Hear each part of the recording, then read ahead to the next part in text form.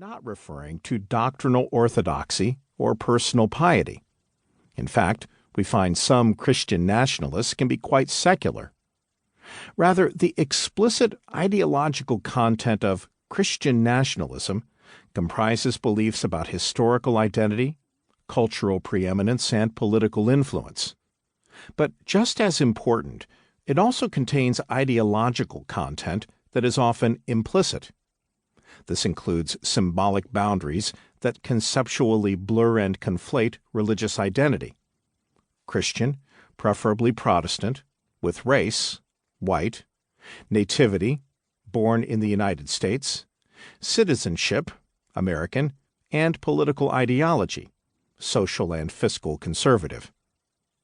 Christian nationalism, then, provides a complex of explicit and implicit ideals, values, and myths, what we call a cultural framework, through which Americans perceive and navigate their social world.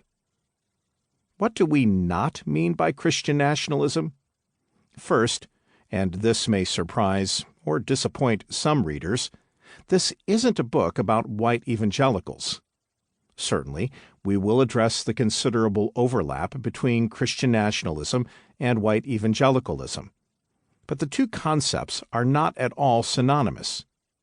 Christian nationalism is a framework that orients Americans' perspectives on national identity, belonging, and social hierarchies. American evangelicalism, strictly speaking, is a theological tradition prioritizing certain doctrinal commitments, including biblical inerrancy and conversionism. While a large percentage of Christian nationalists are affiliated with evangelical Protestant denominations and hold characteristically evangelical beliefs, many non-evangelicals, or non-Christians for that matter, also hold strong Christian nationalist beliefs. Conversely, many white evangelicals in surveys unequivocally reject Christian nationalism, including a number of the white evangelicals we interviewed for this book. Second, occasionally people have been confused by the term nationalism, which we do not strictly mean in the chauvinistic sense of blindly believing that one's nation is superior to others. Though strong Christian nationalists would no doubt hold that sentiment about America, Christian nationalists do tend to be more nationalistic. We mean something more like Christian nationism, or what sociologist Rogers Brubaker calls Christianism, a commitment to a vision of American civic life and polity as closely intertwined with an identitarian, politically conservative strain of Christianity. We also want to distinguish Christian nationalism from theocracy, as people commonly think of that term. Reformed camps of evangelicals debate different philosophies of church-state relations, using terms like theonomy and two-kingdom theology and neo-Caparianism, but these are fights among theological elites. Those views are not widespread like the more populist Christian nationalism. While there is indeed some technical overlap between the goals of strong Christian nationalists and theocrats, some key distinctions deserve mention.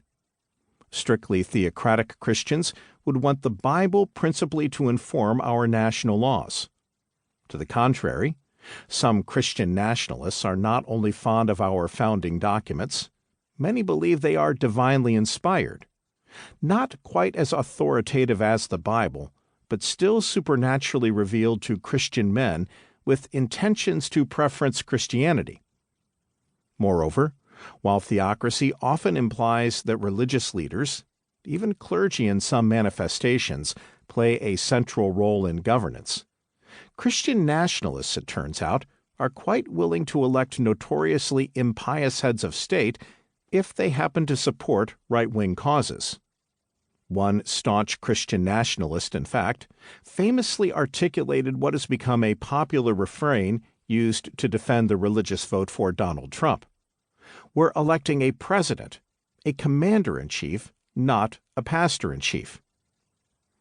Two more points of clarification.